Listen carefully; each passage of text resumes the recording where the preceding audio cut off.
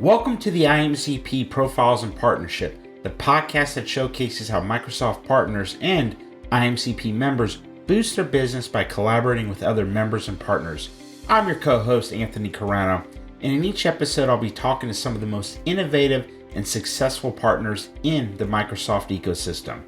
The International Association of Microsoft Channel Partners, otherwise known as IAMCP, is a community of Microsoft partners who help each other grow and thrive. Members can find and connect with other partners locally and globally and access exclusive resources and opportunities. Whether you're looking for new customers, new markets, or new solutions, IMCP can help you achieve your goals. We'll hear their stories, learn from their experiences, and discover the best practices and strategies they use to increase customer loyalty and grow revenues. Whether you're a new partner or an established one, you'll find valuable insights and inspiration in this podcast. We hope you enjoy this podcast and find it useful and inspiring. If you do, please subscribe, rate, and review us on your favorite podcast platform.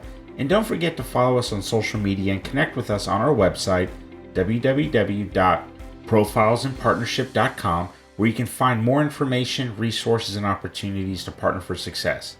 Thank you for listening. Now let's get started with today's episode.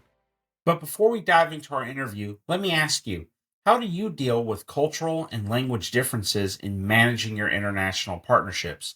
And how are you investing in not only the relationship, but the skills and resources your partners and employees need to be successful? And what role does customer advocacy play in your business model and growth strategy?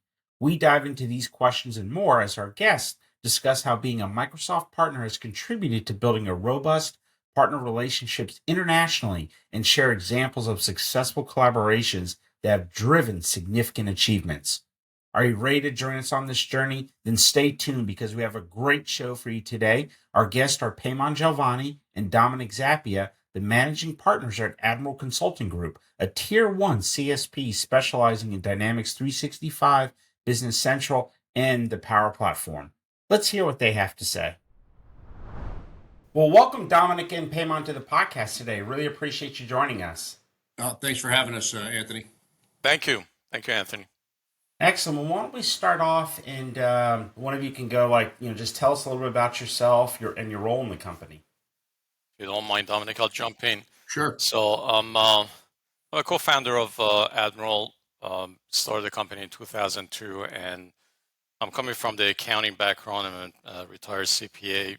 I was a controller before started the consulting, and been in consulting world for about 26 years now. And the part that is really, and I'm leading the operational side of the company.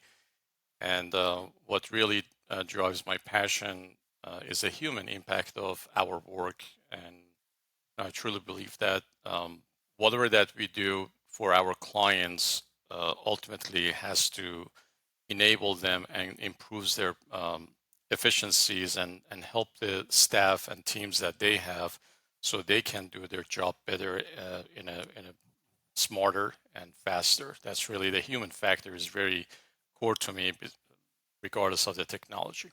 Now, I know, in addition to co-founding the company, I hear you run New Jersey. Is that right? No. That's no. I am. I'm involved with the local municipality. I'm currently deputy mayor in the town that I live, and I've been in, doing a lot of community services. I was on the board of it for 10 years, board president, been a lot of on local boards, and I like serving. To me, it's a passion that I have, regardless of what it is. I like to serve people, and that's I think that's in my DNA, and I enjoy it. And but some days, no. Some days I said, what the heck am I doing? But for the most part, it's very enjoyable. Oh, that's fantastic. That's fantastic. Dominick, how about yourself? Yeah, so I've been with Admiral for about 25 years, 20 years now. I'm one of the partners here with Paymon. I'm responsible for sales and marketing in the organization. I've been in sales literally since the day I walked out of college over 40 years ago. But I got into the technology space in the late 90s. And I've actually known Paymon for probably close to 25, 30 years now. And, as I said, I'm handling the sales and marketing on the team here, and really love working with clients, helping them find improvement to their existing processes and making them more efficient, as Paymon had said. So that's a little bit about me. Now, I know we were talking here before the start of the interview. I guess you were a big radio guy there in New York, huh? Well, I wouldn't say I was a big radio guy. I did have an internship at a rock station Okay. in Manhattan, Uh huh. WPLJ, and got to meet some song folks who would come into the studio for interviews and things like that. But I was on my local college radio station, but nothing too exciting. It was basically announcing events happening around the campus, and sports and scores and things of that nature. But I did have a dream of being a disc jockey, but it never really panned out. Okay. Okay. Well, maybe we'll have to explore that a little bit afterward. Yeah, I could start looking into that. That's great. Now, Paymon, you mentioned as being as helped found Admiral. Why did you start the company? It was the birth of that was the philosophy. I mean, I think that was, if I sit back and look why we did it, there is a way of um, back in the days when we were calling ourselves consultant. I didn't like that the company that I was in with, everything was about, clients were always about numbers. Who built more, who generated more, and they didn't really care about what we do for the clients. And that was a fundamental philosophy change that I had, and I had to segregate myself. So I left, and we started this, and from the foundation, because, and the reason for that, actually, I was a client. When I was a controller, I was using the company that I ended up working for as a consultant, and I remember that we were just, it was a number, not necessarily we were getting in build. And that philosophy, kind of like that mindset, settled with me that why do we do what we do, and what is the bottom line? I mean, obviously we are in the business of making money like anybody else, but is that it, or there's something else? And I truly believe that at Admiral, every individual that we have, all the team players and members, they have a common theme, and that is serving the client. Client always is the first. We see us like in a healthcare, it's like a nurse, that all they do with, we deal with a lot of things that we don't like it, we don't, agree with it, but ultimately comes down to, is that going to benefit the client? Is that going to Mm-hmm. is that going to Mm-hmm. serve them? What do we do to help them become better? What tools we're going to provide to them? And regardless of the technology, I mean, technology moves. What we talk about technology today, next year is going to be obsolete, but the human relationship doesn't get obsolete. When you build a partnership with a client and we become their advisor, it is a long, long relationship. Doesn't matter what happens. And we have clients that, when my wife was pregnant 22 years ago, they were my clients back then. We did it, and we became kind of like a family. And Mm-hmm. they're still our client. And so that's really what why we started Admiral. That's fantastic. Now, tell us a little bit about Admiral's areas of specialization, as it pertains especially to like the Microsoft technologies. Yeah, so we're a Microsoft Cloud Tier One solution provider. I mean, we specialize in everything Microsoft. Our mainstay really is the business applications, which would include the ERP Dynamics 365 Business Central. We also have legacy clients using older versions of Microsoft ERP products such as Dynamics SL and Dynamics GP, which those products are slowly retiring, and people are beginning to migrate to Dynamics 365 Business Central. We also support the Microsoft Dynamics customer service and sales, which was formerly their CRM product, which is now have morphed into field service, professional services, marketing. So we have a pretty good stay with that solution. We also do provide cloud hosting for our clients on the Azure platform. We also are very do a lot of work on the Power Platform from the workflow and Power Apps, and as well as have an MSP practice as well, providing managed services to many of our existing clients, as well as some clients who might not be using one of the Microsoft ERP products, but still use our managed services. That's excellent. Thank you. Okay. So, gentlemen, interesting start to the company. Let's get into the showcase we're going to talk about today. Can you tell us a little bit about the client? You don't have to give us a name, but can you share the size, the industry, the technology that was implemented, and what challenges they were facing? Yeah, so we're working with a partner that was based in Milan, Italy, and what how this all came about is there's a lot of international deals that we work with partners in Europe, and our most recent one was a client here in New York City, an apparel company who sold sportswear. Sports equipment, very focused on the boxing industry, and I guess it's like MMA fighting, I think is what it's called. And they were looking to get into the U.S. market, and they're a very large company in Italy and throughout Europe. And there was a partner that we have worked with in the past, again based in Milan, Italy, who reached out to us and said, "Hey, we have a company here in Italy who's looking to expand into the U.S. market." And they're deploying Business Central here in Italy, and we'd like to deploy it there in the U.S., but need a local partner to help with that implementation.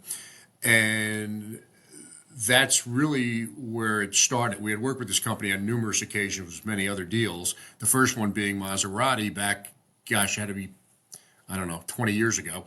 But we've built a relationship with this company, and anytime they have a company in Italy or in Europe that is looking to expand into the U.S. market, they reach out to us, and we work with them in conjunction to implement Business Central. Very cool. Any specific functions that company does? I mean, besides Business Central, do it? Well, yeah, they are mainly selling via e-commerce today in the U.S., but as they continue to grow in the U.S., they're going to begin to distribute into retail stores, sports stores, I guess specialty stores that serve that industry, if you will, the sports, sportswear, things like that. So we're really just starting it up here in the U.S. We really just finished up localizing everything for them here from a financial perspective, because financials are much different here in the U.S. than they are in Europe with regards to localization, things of that nature, which Paymon could expand on. But eventually, as they continue to grow, we're going to have to set up their operations with regards to warehouse management and the whole supply chain. Since you work with business applications, I know that there's Business Central has very specific functions, and there's a lot of ISVs that provide products that integrate with Business Central. What's your criteria for selecting Correct. a partner as a participant in any of the solutions that you're trying to provide to your customers? So that's a very good question, and I think the main criteria for us is having an alignment with our philosophy of the way that we treat and serving our clients. And we find some ISVs they have a very similar mindset, and it becomes a natural fit. Besides the tools that they have, obviously the first initiation of reaching out to ISVs is a need for particular gap filling for lack of the functionalities in Business Central. That's a beginning of it. But then as we know that in the market there are few ISVs doing pretty much the same functionality, but the criteria is really, after the implementation is done, if anything happens, are they gonna pick up and answer the call that we have or the clients have, and are they gonna be there for when the things are not going smoothly? And we cherry pick those ISVs and partners, and any of them that we have established a relationship, it's as Dominick mentioned, that these are usually go for decades, and it becomes a natural relationship among us. So Yeah, so I would say there's I really find it fascinating that you're working with an international company. Do you guys do a lot of business with international partners? We do actually. Actually, we do quite a bit with partners throughout Europe. Right now we're working on 3 deals. You one with a Italian partner, as I mentioned, and also Those are the working with. best, right, Dominic? I mean, Of it's a course, fellow of paisan. course. I mean, come on, you know. And we actually just finished up a deal with a Danish company that is the partner is a Danish-based company, and the client is here in New York City and in the logistics industry. And then we also were doing another one with a Denmark company that is also apparel that we finished up about a year ago. So yeah, we've done a number of them, and I think the reason is we're pretty easy to work with. Hmm. Here at Admiral, we're not layers and layers of bureaucracy. So when people call us, we can be pretty agile and make a decision pretty quickly. It's not Hmm. 48 layers of I have to check with so and so. So I think they like that. You can still call us here, and the chances of me picking up the phone are pretty good.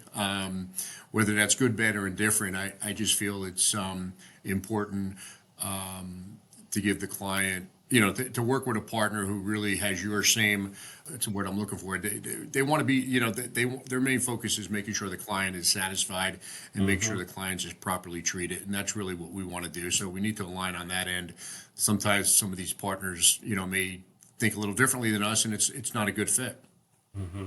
So how did you? Because it sounds like you guys do a lot of business with international partners who are looking for, an expert here in the states, right, to work with their U.S. operations. How did you get into that? Well, Was it typically like they was it strategic or was it by no, accident? it I mean, wasn't at yeah. all. Actually, typically they find us, and Okay. I think once they find us, they realize that we are, again, easy to work with and able to pretty quickly move and assist them, again, without having to go through a lot of bureaucracy. And then what happens is, one turns into two and turns into three. They have Mm-hmm. most of these European companies, they have some U.S. presence of some sort, and they find us, and then it just becomes repeat business. I think with this Italian company, it's probably like our fourth or fifth deal. Sometimes one partner will refer another partner Mm-hmm. as well, but they just reach out to us, and we don't take 4 days to get back to them, and things move forward. Now, what about? I think I don't know why I find that really just fascinating. I think maybe part of it's just because a lot of like the folks we talk with, they mainly are doing a lot of partner to partner like collaborations, with fellow like U.S. based companies. We've done some interviews where maybe they've like fellow even European companies kind of working together. But this is unique in that it's European partnered here with the U.S. for a lot of business. What are some of the cultural challenges that you faced in kind of or have you faced in working with your international partners? yeah, I think I would say that the most challenging part is the language barrier, because certain things, like in this particular example that Dominic was sharing, that when we talk about sales tax, for example, in US or 1099, and for them, besides the technical side of it, there were a lot of language barriers too. Like, when we were talking about it, uh, they couldn't understand what I'm saying or what the client is saying. The US based client users were saying, because of the language. But then That was the initial part. After that, then it pretty much became smooth. So I think that's one of the challenges. The other challenge could be potentially time difference, because by the time that we kind of like get, we are in East Coast, so by the time that we get into doing work is kind of like toward the end of their day, and something might happen at 3 o'clock our time that then we're not going to get any response back until, if we need something until the next day. But that's, I would say in the grand scheme of those are very minor um, aspect. And just going back, it's not always partners in Europe coming to us. We also have uh, clients that their headquarters in US and they have subsidiaries in Europe, and those subsidiaries want to have local presence, boot on the ground, local, and we do partnership with, it's a reciprocal of what we receive from partners. We also give those partners those opportunities to get involved and being our trusted advisor, if you will, for those subsidiaries and staff in those areas. That's a good point, because right now, to Paymon's point, we're working a deal. We have a client here in Connecticut that has an operation in Ireland, and we actually engage with a Dynamics partner in Ireland to assist them locally, because sometimes, they need local support. They need someone on site. So it does go, it does go back and forth. So with doing a lot of like looking at those type of situations, like so you have what are some things that you look for in finding a partner that can provide maybe some of that local support for some of your contacts? I think, again, I think it's about the service, the quality of service, the responsiveness, and the fact that Mm-hmm. they always have the client's best interest in mind. I mean, listen, we're all in this to make a few bucks, but at the end of the day, if the client's not happy, then it's going to be an issue, and you're not going to get paid, and you're not going to make any money. So, it's being in alignment with that partner in Europe, knowing that they're open-minded, flexible, and they're agile. So you kind of hit it off on the first call. Mm-hmm. You know whether or not it's going to work really within 5 minutes of the first call, in my opinion, anyway. It becomes a mutual relationship and understanding that if when knowing that if the partner that we're going to do partnership with, if they're going to be successful, we're going to be successful. Their success is going to reflect us, and if we fail, our failure would reflect them. So it's a very mutual relationship Mm-hmm. that um, we both, as a partners, we both have same goal. And if the goal gets aligned, as Dominic mentioned, having the respect for the client's need and having the quality, we are very into the quality. If we can achieve that goal among the partners, the client is going to be successful and everybody's going to be happy at the end. And Mm-hmm. that doesn't mean that things are always going to be perfect. Uh, Issues happen. Every implementation has its own challenges and ups and downs, but it's an end result that we need to achieve.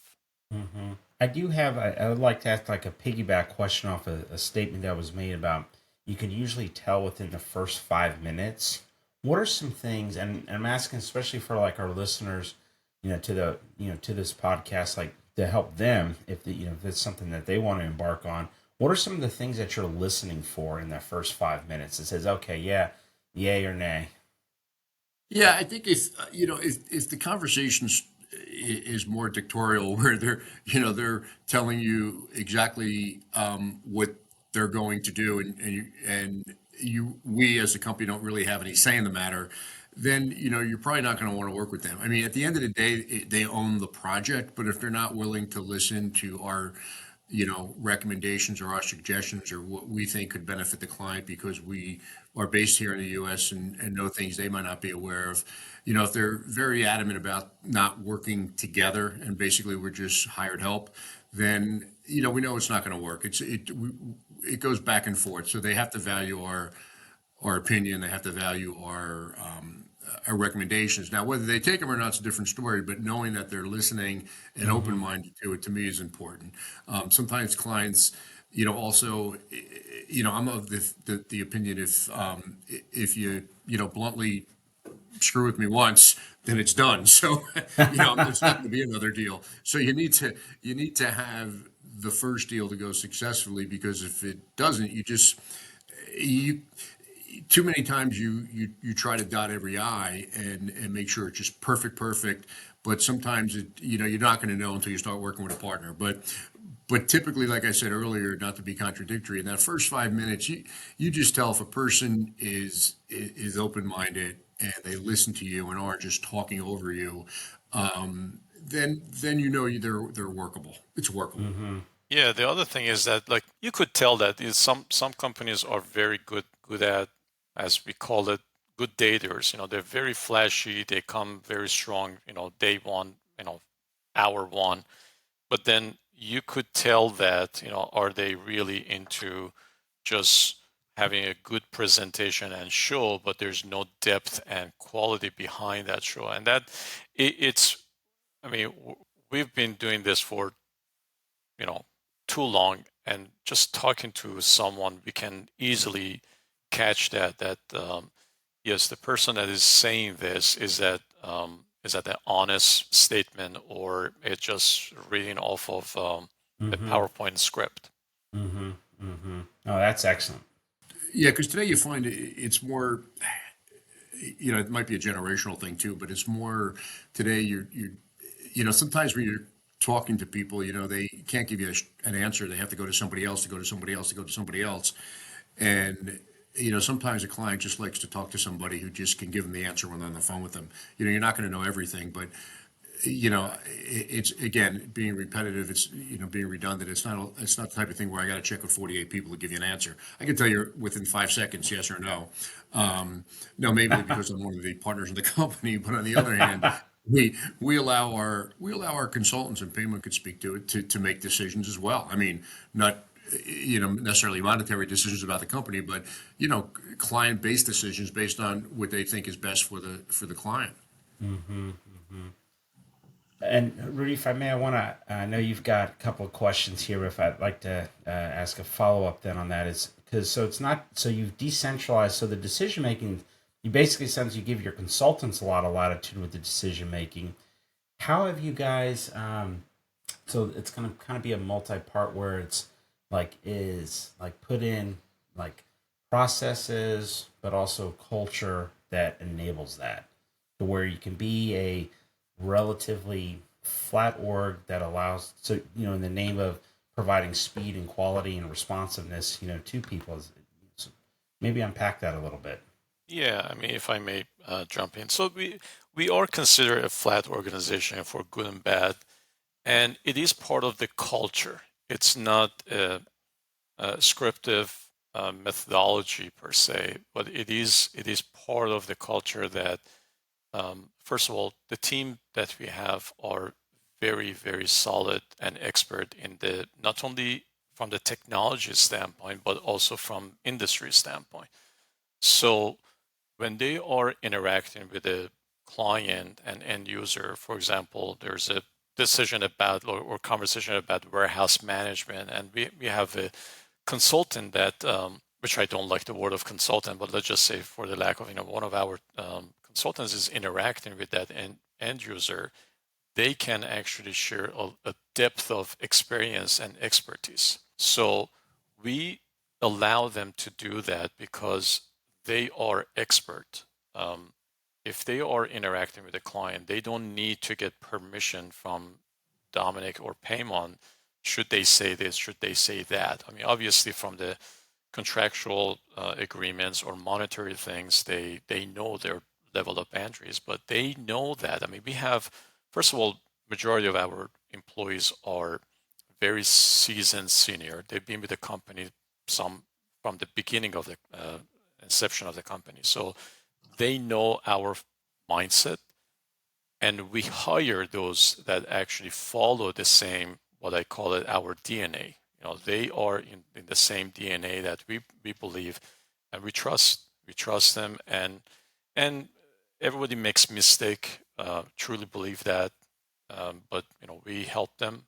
I mentor our staff a lot, one-on-one mentorship with them, and they learn that when they sit in the meeting and we conduct a meeting and I'm on it, they learn that how I present the company or the situation or how you're going to handle the situation. So it is being part of the culture of the company.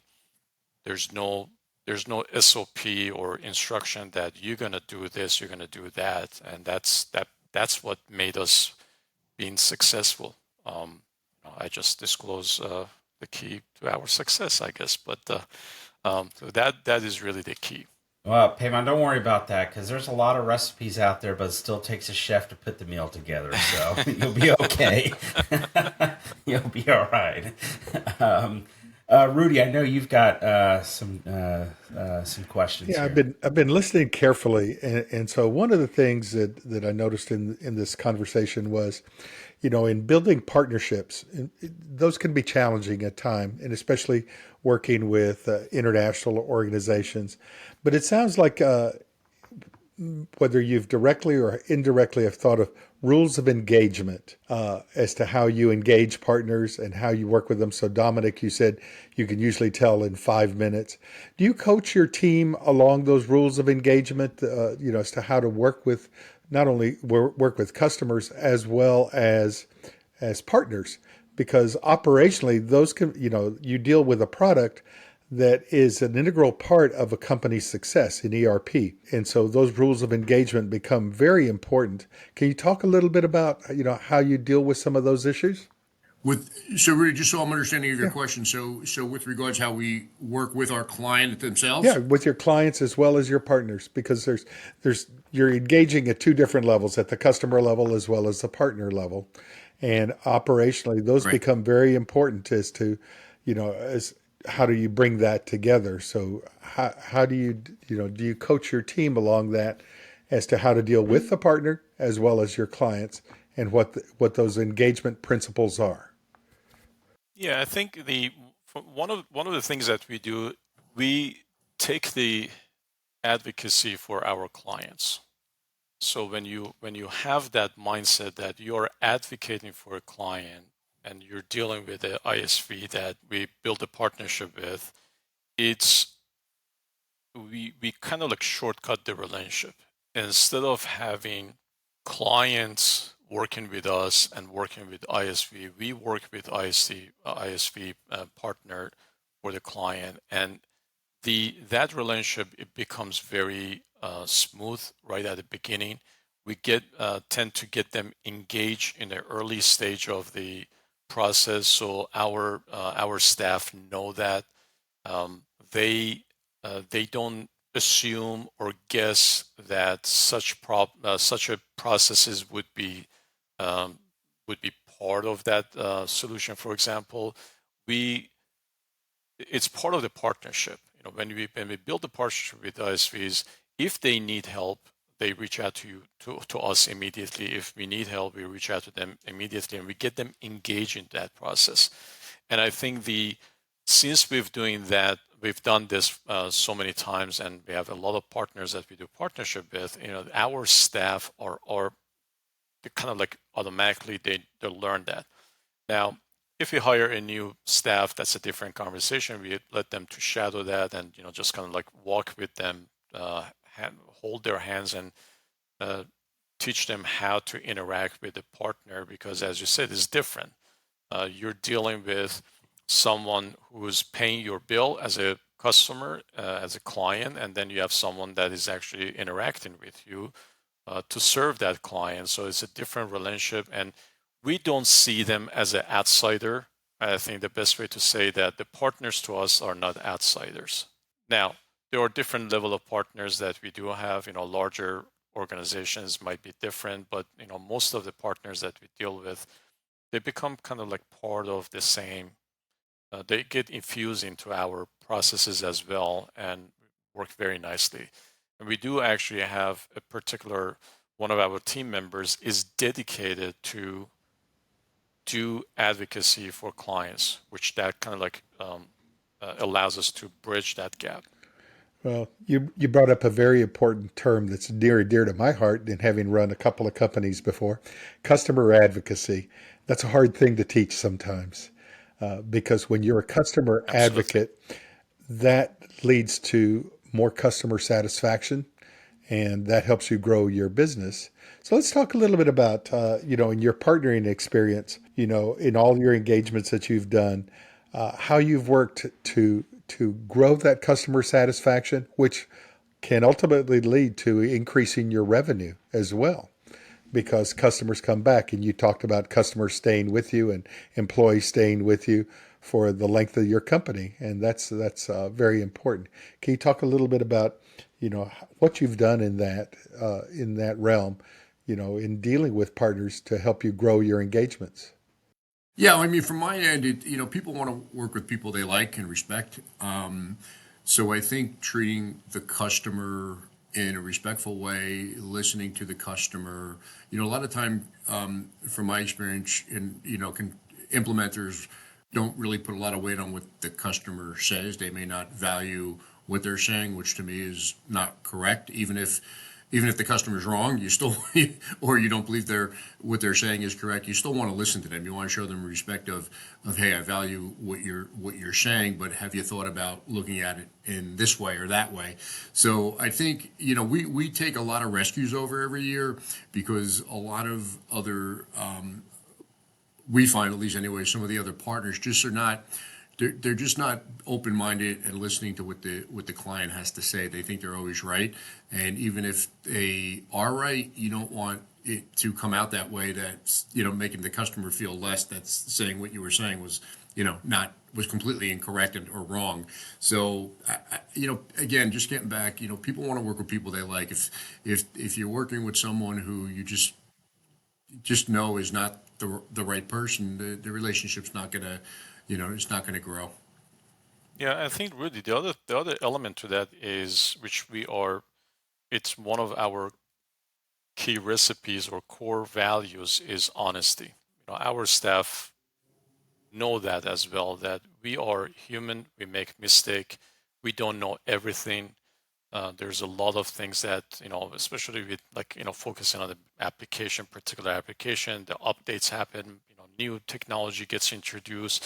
We don't know everything of everything every day. So, but if we are honest about it, and if the client asks and we are not trying to fake it that we know what we're talking about while we don't know, I found that so many times that in the early stage of my, when I started in consulting, I was honest about it. I told the client, I don't know this. And believe it or not, I gained more respect because they felt the honesty and I found it for them. We did a follow up and find it. And I think the honesty goes both ways between partners. We need to be honest with each other. We need to inform the partner the cases that might be problematic during the engagement with the particular client, so they are aware of that. Being honest about each other, I think that is really the key elements. And as long as we believe, in fact, that we're not robots, we are human, dealing with human, as Dominick mentioned, and just have that always behind our mind that we are two individuals are interacting with each other, and just be honest and don't make things up, don't fake it, because that doesn't last long. No, sincerity in business is in communication is so important. And you've brought up the trying to understand, a lot of times there's breakdowns in communications and trying to understand what a customer is telling you. That's very, very important. And whether it's a customer or a partner, it's very important in building that. So this has been a very good conversation, gentlemen. In closing, what advice would you give companies like yours regarding partnering and how to be more successful in partnering? I have found that a lot of people who come to us may have gone to some, maybe they went to somebody before to partner with, and the other folks were, hey, listen, we don't do that. We don't, we don't partner with other folks, or it's just not something we do. And it's not something we did until the first one. And once we realized how successful it was, we said, oh, let's keep doing this. So I think it's not being closed-minded, being open-minded is key to success. There's that just again, I just my motto is, be open-minded. If someone calls you out of the blue and says, hey, I'm thinking about this, would you be interested in partnering? Or I have a customer, would you be interested in doing this? At the end, you might not do it, but to me, 5 minutes of your time is worth it to listen to what someone has to say, unless it's, something ridiculous. But that's just my mindset on it anyway. Yeah, I think from my Rudy, very good point. It is hard when you grow a company, especially organically like us. You cannot be everywhere all the time. You cannot have everything all the time. You rely on some other avenues that you could either expand your footprint, your service offering, or whether it's a geographic location or technology wise. And the only way that you can do that is by partnering and having that kind of like a shared services concept, just having that mindset that, and again, as long as you find the right partner that fits with your ecosystem in the organization, that is going to enable and opens many doors that you've never had it. And if you don't do it, to Dominick's point, you lose the opportunity. And again, it might not going to work out. You don't know until you try it. I mean, we are in the business as a business entrepreneurs. You always take risks, and you have to take a risk in order to get a reward. And taking the risk of partnering with others is not always just, I want to make all the money myself and I don't want to share that wealth with anybody else. There's plenty out there for everybody to be able to benefit from. And I think by partnering, you would expand your footprint geographically, you would expand your relationship, and also you don't know what other things that you can learn from other partners. There might be something that they do better than we do, and by partnering we learn about it, and it helps us to grow as well too. So it's I would say that it's actually essential to look at partnership. I think the Paymon's point. I mean, I think clients have more respect for you when you tell them, "Hey, listen, it's not our expertise, but I have a partner who does this, and that's all they do all day." And I think the client has just so much more respect for you than trying to be for us to be the handyman and try to do everything. I think when you tell them, "Hey, listen, I have another partner I work with closely who can do this other piece of the project," they're very open-minded to it. Years ago, I don't think that was as much the case. But I think today, all the customer's most concerned is that he's going to be taken care of, and how he gets there, he doesn't really care as long as he gets there. That's fantastic. Yeah, no, that's great. I love it too. I just, especially, we said the customer can, figure it out anyway, especially now with access to all the information really at their fingertips, but being the fact that as a human that you can provide that definitely, I think, boosts your credibility and validity in their minds. So that's awesome. Well, guys, I've really enjoyed talking with you. This was a great show. So last question really is, how can people find out more about you, and what are some of the best ways to connect? For myself, we do a lot of social media. We post on LinkedIn. My contact information's out there. Okay. Certainly, you can go to our website, admiral-usa.com, find us there. Other than that, I'd say look me up in the phone book, but I don't think there's any more phone books. So, I think going to our website or LinkedIn would be the easiest way.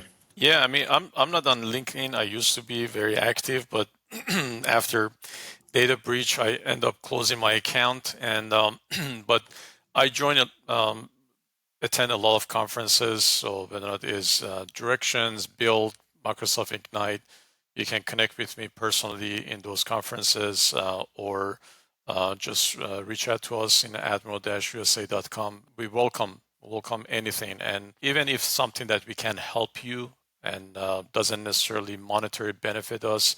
We are in this business of partnering and helping someone else that maybe they are beginner in this market and they're young, not necessarily from an age standpoint, but young from the experience into the ecosystem, Microsoft partner ecosystem. I've had that discussion a lot. I love having conversation and guide them and teach them and share with them the hoops that we had to go through, the mistakes that we made, and if they can be better partner, that's fantastic, and we love that. Excellent, excellent. And I'll be sure just the links and things that were mentioned, those will all be in the show notes. So, once again, Dominick, Paymon, really appreciate you. Gentlemen, you have a great rest of the day. You too. Thank you so much for the opportunity. Wow, that was a great episode. I really appreciate the time that Paymon and Dominick spent with us and just giving us a lot of their perspective. Absolutely. That was a very enjoyable conversation with both those gentlemen.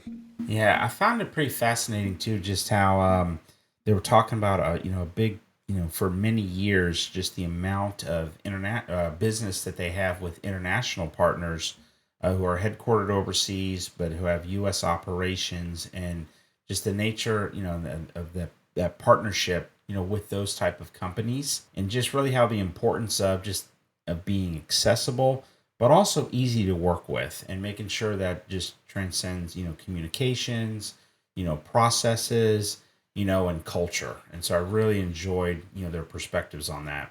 Oh, absolutely. And the one thing that it really picked up on it was, when we were talking about how they partner, and Paymon brought up the term customer advocacy, being an advocate for your customers. And in this case, not only do you have the implementation partner that's a customer, but also the partner that brought them the business or with whom they're partnering with as an ISV to implement their product. They're advocates on both sides. And one of those things that you bring up is it's also a very big cultural issue within a company, or a cultural process within their company, because when you're a customer advocate, you have certain core principles that that come into play in being that customer advocate, and that's understanding, honesty, and trust, and that leads to success of your business. And I found that very, very I remembered, how I used to run my companies,